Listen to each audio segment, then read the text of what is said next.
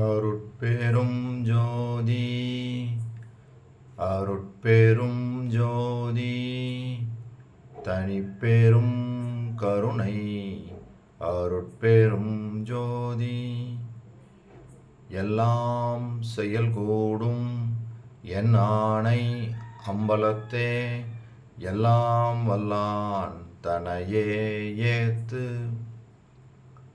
ஓம் ஸ்ரீ ராமலிங்காபயம். ஓம் ஸ்ரீ ராமலிங்காபயம்.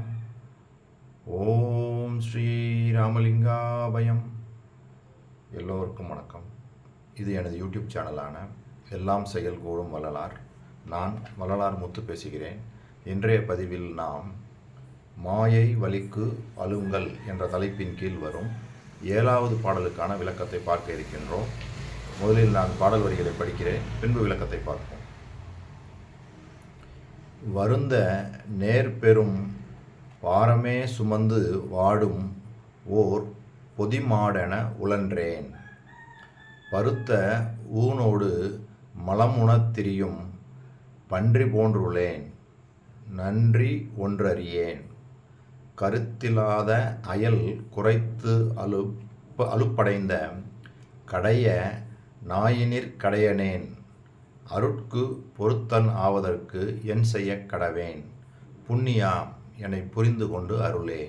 அப்படின்றதான் இந்த 7வது பாடல். இதில் வள்ளல் பெருமான் என்ன சொல்கிறாங்க அப்படின்னா, பொதிமாடு பெரும் பாரத்தை சுமந்து உழல்வதைப் போல இறந்து பிறந்து உழல்கின்றேன் அவனாகவும், பெருத்த உடலுடன் மலத்தை தேடி உண்ணும் பன்றியை போன்று இழிந்தவனாகவும், நன்றியுணர்வு சிறிதும் இல்லாதவனாகவும், காரணமே இன்றி அயல் நாயை கண்டு வெறுமனே குறைத்து திரியும் தெருநாயை காட்டிலும் கடைப்பட்டவனாகவும் இருக்கும் இத்தகைய நான் நினது திருவருளை பெறுவதற்கு என்ன செய்வேன்? புண்ணிய பொருளாகிய இறைவா, என்பால் கருணை கொண்டு அருள் செய்வாயாக அப்படின்னு சொல்லி இறைவன்கிட்ட நம்மளுடைய குறைகளை எல்லாம் அவருடைய குறைகளாக ஏற்று நாம் எல்லாம் உய்யும் பொருட்டு ஒரு விண்ணப்பமாக வைக்கிறாங்க. சரி, இப்போ முதல்ல நம்ம நன்றி ஒன்றறியேன் அப்படின்னு ஒரு இடத்துல சொல்கிறாங்க. நாயினிற் கடையேன் அப்படின்னு கூட ஒரு இடத்துல சொல்கிறாங்க. சரி, இதுக்கு நம்ம ஏற்கனவே அகவலில் பார்த்த அந்த பாடல் வரிகள் 303 to 306 மொத்தம் 4 வரிகளில் எப்படி சொல்கிறாங்கன்னா, நன்றி அறிவு அறியா நாயினேன் தனையும் அன்று வந்து ஆண்ட அருட்பெரும் ஜோதி. அப்புறம் என்ன சொல்கிறாங்க, நாயினும் கடையேன் ஈயினும் இழிந்தேன் ஆயினும் அருளிய அருட்பெரும் ஜோதி. அதாவது நல்லறிவு இன்னதென்ன அறியாது நாய்க்கு சமமாக இருந்த என்னை சிறு வயதிலேயே மகிழ்வுடன் வந்து தடுத்து ஆட்கொண்ட அருட்பெரும் ஜோதி ஆண்டவரே அப்படின்னு சொல்லி முதல் 2 வரியில் சொல்கிறாங்க. அடுத்து நாயினும் கடையேன் ஈயினும் இழிந்தேன் ஆயினும் அருளிய அருட்பெரும் ஜோதின்றாங்க. கீழ்ப்பட்ட நாயினும் கீழ்ப்பட்டவனாகவும் மலத்திடை மொய்க்கும் ஈயை விட இழிந்தவனாகவும் இருந்தும் அருள் அளித்த அருட்பெரும் ஜோதி அப்படின்றாங்க. தன்னை நாய்க்கு கீழாகவும் அந்த ஈக்கு கீழாகவும் அப்படி சொல்லி இது மாதிரி நிறைய இடத்துல சொல்லியிருக்கிறாங்க. இந்த இடத்துலையும் அப்படி தான் சொல்கிறாங்க. இதெல்லாம் பல பாடல்களில் சொல்லிட்டு வராங்க. இது எல்லாமே தன்னை தாழ்த்தி கொள்வதுன்னா பல நேரங்களில் நம்மளுடைய குணங்கள் எல்லாம் இவற்றைக்கு கீழேயும் இருக்குது அப்படின்றது தான் நிதர்சனமாகவும் இருக்குது. ஃபார் எக்ஸாம்பிள் ஏன் அப்படி சொல்லியிருக்கலாம் அப்படின்னா, ஏற்கனவே நம்ம சொன்னது மாதிரி தான் நாய் பார்த்திங்கன்னா அதனுடைய எஜமானனை எப்படியா இருந்தாலும் தெரிஞ்சுக்கிறோம். ஆனால் நம்ம இப்போ அவங்களுடைய ஹவுஸ் ஓனர் வெளியூருக்கோ வெளிநாட்டுக்கோ போயிட்டு பல வருஷங்கள் கழித்து வந்தால் கூட அந்த நாயினால் அவர் தான் எஜமானன்றதை உணர்ந்து கொள்ள முடியும். ஆனால் நாம் நம்மளுடைய எஜமான நாய் அந்த இறைவனை உணர்ந்து கொள்ளாமல் இருக்கிறோம். அதனால கூட அவர் நான் நாயோட கீழ்ப்பட்டவன் அப்படின்னு சொல்லியிருக்கலாம். மேலும் நாய் மிகுந்த நன்றி உள்ள பிராணி, நம்ம எல்லாமே தெரிஞ்சது தான். நம்ம அந்த நன்றி உணர்வு இல்லாமல் இருக்கிறோம் அப்படின்ற காரணத்தினால கூட அவர் நாயோட கீழே இருக்கேன்னு கூட சொல்லியிருக்கலாம். ஈயை பொறுத்த வரைக்கும் ஈ எல்லா பொருட்கள்லையுமே நல்ல பொருள் கெட்ட பொருள்னு அதுக்கு எந்த ஒரு பாகுபாடும் கிடையாது. எல்லா இடத்துலையும் போய் உட்காருது. ஆனால் நாம் என்ன பண்ணுறோம், பேதம் பார்க்குறோம். அப்போ வந்து அந்த பேதமற்ற நிலையை வந்து நம்ம இருக்கணும் அப்படின்றது தான் அவர் வந்து வலியுறுத்தி சொல்கிறாங்க. அதனால தான் ஈயோட கீழே இருக்கிறேன். ஈ கூட பேதம் இல்லாமல் எல்லா இடத்துலையும் போய் இருக்குது. ஆனால் நான் வந்து எனக்குன்னு சொல்லி இரட்டைத்தன்மைகள் நிறைய வச்சுருக்கிறேன். இது நல்லது, அது கெட்டது, இது துன்பம், இது இன்பம், இதெல்லாம் இல்லாத அந்த நிலைக்கு வரணும். அது இல்லாமல் நான் இருக்கிறதுனால ஈயோட கீழே இருக்கிறேன் அப்படின்னு கூட சொல்லியிருக்கலாம். ஸோ இந்த 2 வரிகள், இந்த 2 நன்றி அறிவறியேன் நாயினில் கடையேன், அதுக்கு வந்து இந்த விளக்கம் போதுமானது. மேலே வந்து ஃபஸ்ட்டு சொல்கிறாங்க, வருந்த நேர்பெரும் பாரமே சுமந்து வாடும் ஓர் பொதிமாடென உழன்றேன். பொதிமாடு மாதிரி அந்த மூட்டையை சுமந்துக்கிட்டு பிறவி துன்பங்களில் இருந்து, அதாவது பிறப்பு இறப்பு, அப்படியே அந்த சைக்கிள்லேயே போய் மாட்டிக்கிட்டு உழண்டுக்கிட்டு இருக்கேன் அப்படின்னு சொல்கிறாங்க. இதுக்கு வந்து நம்ம என்ன பார்க்கலாம்னா, அதே மாதிரி அகவலில் என்ன சொல்கிறாங்க பாருங்கள். இந்த வரி 289-90 மாண்டு உழலா வகை வந்து இளங்காலையே ஆண்டு கொண்டு அருளிய அருட்பெரும் ஜோதி. அதாவது கேவலாதிகார மரணத்தை அடைந்து மறுபடி பிறவி எடுத்து இவ்வாறு தொடர்ந்து மாள்வதும் பிறப்பதுமாக சிக்கி தவித்து விடாமல் இளம் பிராயத்திலேயே ஆட்கொண்டு அருளளித்த அருட்பெரும் ஜோதி ஆண்டவரே. இங்கே வந்து ஒரு பாடல்லையும் அதை தெளிவாக பதிவு பண்ணுறாங்க. அந்த பாடலை பாடி அதுக்கான விளக்கத்தையும் பார்ப்போம். அதாவது எப்படி சொல்கிறாங்கன்னா, வேண்டார் உளரோ நின் அருளை மேலோர் அன்றி கீழோரும் ஈண்டாறுவதற்கு வேண்டினரால் இன்று புதிதோ யான் வேண்டல் தூண்டா விளக்கே திருப்பொதுவில் ஜோதிமணியே ஆரோடு மூன்றாண்டாவதிலே முன் எனை ஆண்டாய் கருணை அளித்தருளே. அதாவது 9வது வயது அந்த சிறு பிராயத்திலேயே வந்து என்னை வந்து ஆட்கொண்டு விட்டாய், இப்போது கருணை செய். உனது அருளை வேண்டாம்னு சொல்கிறவங்க யாராவது இருக்கிறாங்களா? மேலோர்லேருந்து கீழோர் வரைக்கும் எல்லோருமே உனது அருளுக்காக ஏங்குகிறாங்க. நானுமே உனது அருளை வேண்டி அதுக்காகத்தான் இருக்கிறேன். என்னை நீ வந்து 9 வயசுலேயே என்னை ஆண்டு கொண்டாய், இருந்த போதிலும் கூட எனக்கு வந்து உனது கருணையை அளித்தருளே அப்படி சொல்லி வேண்டுறாங்க. அப்போ இதில் வந்து என்ன தெரியுது? இறைவனுடைய அருளை பெற்றுக்கொண்டால் இந்த மாண்டு உழலா வகை பிறப்பு இறப்பு என்ற அந்த சைக்கிளை வந்து உடைச்சிடலாம். அப்போ எப்போ உடைக்கலாம்? அது வந்து கடவுளுடைய அருளை பெற்றுக்கொண்டால் இது வந்து இந்த பிறப்பு இறப்பு என்ற அந்த சக்கரம் வந்து அறுபட்டு போய் நம்மளுக்கு வந்து அந்த இறப்பே இல்லாத அந்த நிலைக்கு போயிட்டோம்னா மீண்டு பிறக்க வேண்டியதில்லை. வள்ளல் பெருமான் அதான் சொல்கிறாங்க, மாண்டு உழலா வகை வந்து இளம் காலையே ஆண்டு கொண்டு அருளிய அருட்பெரும் ஜோதி. ஸோ இது வந்து என்ன தெரியுது? கடவுளுடைய அருளை பூரணமாக பெற்றுக்கொண்டுட்டோம் அப்படின்னோம்னா நம்மளுக்கு வந்து இறப்பு கிடையாது, இறந்தால் தான் பிறக்க வேண்டியிருக்கும். சரி, அப்படியே வந்து இப்போ அதுக்கும் விளக்கம் பார்த்தாச்சு. இப்போ கடைசி என்ன சொல்கிறாங்க? நாயினில் கடையேன் அருட்கு பொருத்தன் ஆவதற்கு என் செய்ய கடவேன். அதாவது நினது அருளை பெறுவதற்கு நான் என்ன செய்வேன்? புண்ணியா என்னை புரிந்து கொண்டு அருளை அப்படின்றாங்க. கடவுளுடைய அருளை பெறுவதற்கு என்ன செய்யணும் அப்படின்னா, வள்ளல் பெருமானே தெளிவாக இந்த வரிகள் பாருங்கள்.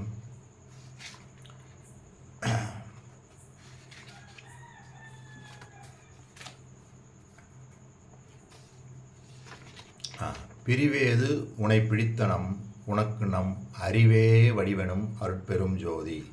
அதாவது அருட்பெரும் ஜோதி ஆண்டவர் எப்படி சொல்கிறாங்கன்னா, உன்னை விட்டு இனி பிரிய மாட்டேன், உன்னை நான் பற்றி கொண்டேன், உனக்கு என் அறிவே வடிவமாக விளங்கும் என்ற அருட்பெரும் ஜோதி. அதாவது அது மாதிரி ஒரு கலப்பு ஏற்பட்டிருக்கும் போது நம்மளுக்கு வந்து அந்த அருள் பூரணமாகி இறைவனுடைய கலப்பு ஏற்பட்டு அந்த இறைவனே சொல்கிறான், நம்ம உன்னை விட்டு இனி பிரிய மாட்டேன், உன்னை நான் பற்றி கொண்டேன், உனக்கு என் அறிவே வடிவமாக விளங்கும் என் அருட்பெரும் ஜோதி. அப்போ இது மாதிரி ஒரு நிலைமைக்கு நம்ம வரணும். வந்தால் தான் அவர் இங்கே சொல்கிறாங்க பார்த்தீங்களா, நீ எனது அருட்கு பொருத்தம் ஆவதற்கு என்ன செய்வேன்? உனது அருளுக்கு பொருத்தமாக என்ன செய்வேன்னா அருளை பெறணும். பெற்றாதான் நம்ம வந்து அந்த நிலைக்கு அந்த மரணமில்லா பெருவாழ்வை பெற முடியும். அப்போ தான் வந்து அந்த அருளை பெறணும். அதாவது அருளை பெறுவதற்கு என்ன செய்வேன்னா நினைந்த அருளை பெறணும். அதுதான் பதில். அந்த அருளை பெறுவதற்கு என்ன செய்யணும்? வள்ளல் பெருமான் சொன்னது மாதிரி அந்த ஜீவகாருண்ய ஒழுக்கத்தில் பயிலணும். தயா குணம் மேலோங்கி இருக்கணும். தயவே பேஸாக எடுத்துக்கிட்டு ஜீவகாருண்யம், சத்து விசாரம், அவர் சொன்னது மாதிரி அதே மாதிரி எல்லா உயிர்களையும் தம் உயிர் போல் நேசிக்கக்கூடிய அந்த உணர்வை வளர்த்து கொள்ளணும். இதிலேயே பயணப்பட்டு வர வர வர நம்ம என்ன பண்ணணும், கிடைக்கும், இறைவனுடைய அருள் கிடைக்கும். அப்போ அதே மாதிரி பக்குவமாகிறதுக்கு நம்ம என்ன பண்ணணும், ராக்காதிகள் என்று சொல்லக்கூடிய அந்த செயற்கை குணங்கள் எல்லாம் போகணும். அப்போ அந்த பக்குவ நிலைக்கு வரும்போது இறைவனுடைய அருளும் வெளிப்படும் போது நம்மளுக்கு அந்த இறையருள் வெளிப்பட்டு விளங்க ஆரம்பிச்சிருது. அப்போ கடவுள் இன்பம் நம்மளுக்கு பூரணமாகி விளங்கும் அப்படின்னு சொல்லி ஏற்கனவே நம்ம ஜீவகாருண்ய ஒழுக்கத்தில் பார்த்தோம். அதே தான். அப்போ இறைவனுடைய அருளை பெறணும்னா ஜீவகாருண்ய ஒழுக்கத்தில் நம்ம வரணும். அப்போ இதே விஷயந்தான் திரும்ப திரும்ப வருது. இங்கேயும் அதான் சொல்கிறாங்க. இப்படி சொன்னவங்க கடைசியில் என்ன சொல்கிறாங்க, அதாவது பிரிவே உனை பிடித்தனம் உனக்கு நம்ம அறிவே வடிவனும் அருட்பெரும் ஜோதின்னு சொன்னாங்க. அடுத்து கடைசி என்ன சொல்கிறாங்க, எஞ்சேல் உலகினில் யாதொன்று பற்றியும் அஞ்சேல் என்று அருள் அருட்பெரும் ஜோதி அப்படின்றாங்க. அப்போ அந்த பிரிவே இல்லாமல் அந்த அருட்பெரும் ஜோதி நம்மளை ஆட்கொண்டதுக்கப்புறம் நம்மளுக்கு பயம், எஞ்சேல் உலகில் யாதொன்று பற்றியும் அஞ்சேல் என்று அருள் அருட்பெரும் ஜோதி அப்படின்றாங்க. அந்த மாதிரி ஒரு சூழ்நிலையில் நம்ம எதை பற்றியும் அஞ்ச வேண்டியதே இல்லை, எந்த விஷயத்துக்குமே அஞ்ச வேண்டியதில்லை. ஏன்னா கடவுள் அருள் நம்மளுக்கு பூரணமாக கிடைச்சதுக்கப்புறம் நம்ம எதுக்கு அஞ்சணும்? அதுதான் நம்ம இப்போ புரிஞ்சுக்கிற வேண்டிய விஷயம். சரி, இப்போ ஆல்மோஸ்ட் இப்போ நம்ம எல்லாமே கவர் பண்ணிட்டோம்னு நினைக்கிறேன். இது அதுக்கு தான் வள்ளல் பெருமான் சிறப்பாக எப்படி சொல்கிறாங்கன்னா, இந்த எஞ்சேல் உலகினில் யாதொன்று பற்றியும் அஞ்சேல் என்ற அருள் பற்றி சொன்னேன் பார்த்தீங்களா. அதாவது தோன்றியது மறையும், பிறந்தது இறக்கும், எல்லாமே அழியக்கூடியது தான், எதுவுமே மிஞ்சுவதில்லை. இப்படிப்பட்ட உலகில் எதை பற்றியும் அஞ்ச வேண்டாம் என்று அருட்பெரும் ஜோதி ஆண்டவரே அருள்வீராக, அருள் செய்வீராக அப்படின்றாங்க இந்த வரிகள் மூலமாக. இதுக்கு முன்னாடி உள்ள பாடல் நான் சொன்னேன், பிரிவு என்பதே இல்லாது இறைவன் தன்னோட கலந்துட்டான்னு முதல்ல சொன்னாங்க. அப்போ அந்த பிரிவு இல்லாமல் இறைவன் தன்னோட கலந்துக்கிட்டதுக்கப்புறம் நம்மளுக்கு நம்ம எதை கண்டும் அஞ்ச வேண்டியதில்லை. இதுக்கு தான் இந்த பாடல் சொல்கிறாங்க, படம் மாட்டேன் துயர் சிறிதும் படம் மாட்டேன், இனி நான் பயப்படவும் மாட்டேன், உன் பதத்துணையே பிடித்தேன், விடமாட்டேன் ஏமாந்து விடமாட்டேன் கண்டீர், மெய்மை இது நும் ஆணை, விளம்பினன் நும் அடியன், கெடமாட்டேன் பிறர் மொழிகள் கேட்டிடவும் மாட்டேன், கிளரொளி அம்பலத்தாடல் வளரொளி நும்மல்லால் நடமாட்டேன், என் உள்ளத்தே நான் சாக மாட்டேன், நல்ல திருவருளாலே நான் தான் ஆனேனே. பாருங்க, நல்ல திருவருளாலே நான் தான் ஆனேனே. இந்த ஒரு நிலையில தான் நம்ம எப்படி தைரியமாக சொல்ல முடியும், படமாட்டேன் துயர் சிறிதும் படமாட்டேன், இனி நான் பயப்படவும் மாட்டேன், உன் பதத்துணையே பிடித்தேன். அப்போ நம்ம பிடிக்க வேண்டியது இறைவனுடைய பதத்துணை. அது இறைவனை கெட்டியாக பிடிச்சிக்கிட்டோம்னா நம்மளுக்கு பயம் இல்லை. அது ஏற்கனவே நம்ம பார்த்துருக்கோம், நம்மை நஷ்டம் செய்வது 4ன்னு பார்த்தோம். அதாவது உணவு, உறக்கம், மைதுனம் என்று சொல்லக்கூடிய உடல் உறவு, பயம். பாருங்கள், அந்த பயமும் இல்லாமல் போகணும்னு சொல்கிறாங்கல்ல. ஏன்னா அந்த பயம் இருந்தாலுமே நம்மளுக்கு நஷ்டம். அதாவது நம்ம இறந்து போயிடுவோம். அந்த முக்கியமான நாளில் பயமும் இருக்குது. இங்கே என்ன சொல்கிறாங்க பாருங்கள், படமாட்டேன் துயர் சிறிதும் படமாட்டேன், இனி நான் பயப்படவும் மாட்டேன், உன் பதத்துணையை பிடித்தேன். எப்படி வருது பாருங்கள். அப்போ பயம்லாம் பூஜ்ஜியமாகணும் அப்படின்னா நாம் இறைவனுடைய திருவருளை பெற்று ஆகணும். ஆனால் தான் இறைவனுடைய கலப்பு ஏற்படணும். விடமாட்டேன் ஏமாந்து விடமாட்டேன் கண்டீர், மெய்மை இது நும்மானை, விளம்பினன் நும் அடியேன், கெடமாட்டேன் பிறர் மொழிகள் கேட்டிடவும் மாட்டேன், கிளரொளி அம்பலத்தாடல் வளரொளி நும் அல்லால் நடமாட்டேன், என் உள்ளத்தே நான் சாக மாட்டேன், நல்ல திருவருளாலே நான் தான் ஆனேனே. நல்ல திருவருளாலே, உனது அருளால் நான் தானானேன் அப்படின்றாங்க. அப்போ இந்த நிலைமைக்கு போனால் நம்மளுக்கு பயம் கிடையாது. அப்போ பிரிவேது உனை பிடித்தனம் உனக்கு நம் அறிவே வடிவனம் அருட்பெரும் ஜோதி அப்படின்னு அந்த ஆண்டவர் சொல்கிறார். அப்படின்னா அது மாதிரி கலப்பு ஏற்பட்டு அவர் நம்மளை அந்த மாதிரி சொல்கிற நிலைமைக்கு நம்ம வரணும்.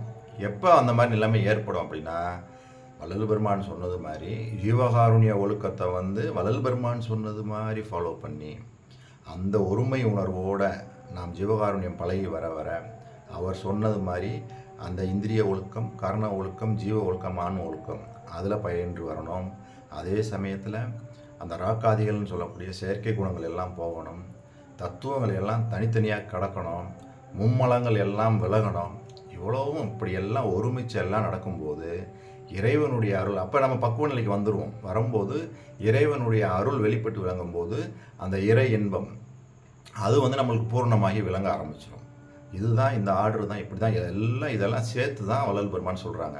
ஆனால் எல்லாத்துக்கும் ரொம்ப பேஸாக இருக்குது தயவு.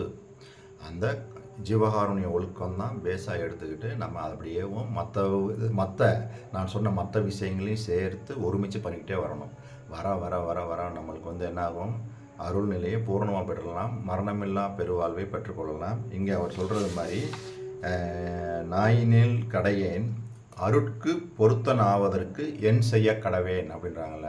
உனது அருளை பெறுவதற்கு நான் என்ன செய்வேன்னா, நான் இப்போ சொன்ன இந்த விஷயங்களை தான் செய்யணும். நான் தானானேன் என்று சொல்லக்கூடிய அந்த நிலைக்கு, அந்த கடவுளுடன் அந்த கலப்பு ஏற்படணும். அந்த கலப்பு ஏற்படுவதற்கு தான் நான் இப்போ சொன்னது மாதிரி ஜீவகாருண்ய ஒழுக்கத்தில் தொடங்கி அப்படியே படிப்படியாக எல்லா விஷயங்களையும் நம்ம செஞ்சுட்டு வரணும். இது எல்லாமே நாம் கலப்பு ஏற்படுவதற்காக இதெல்லாம் நம்ம செஞ்சுட்டு வந்தால் தான் வள்ளல் பெருமான் சொன்னது மாதிரி எக்காலத்தும் எவ்விதத்தும் எவ்வளவும் தடைபடாத பேரின்ப சித்தி பெருவாழ்வில் வரலாம். இதுதான் மரணமில்லா பெருவாழ்வில் வள்ளல் பெருமான் சொல்லக்கூடிய இந்த வழிமுறைகள். இதுவரைக்கும் நான் சொல்லியிருக்க இந்த விஷயங்கள் எல்லாம் உங்களுக்கு புரிஞ்சிருக்கும்னு நினைக்கிறேன். மீண்டும் நாளைய பதிவில் நாம் 8வது பாடலுக்கான விளக்கத்தை பார்ப்போம். இதுவரை பொறுமை காத்து எனது வீடியோவை பார்த்த உங்களுக்கு கோடான கோடி நமஸ்காரங்களும் நன்றிகளும். அருட்பெரும் ஜோதி அருட்பெரும் ஜோதி தனிப்பெரும் கருணை அருட்பெரும் ஜோதி.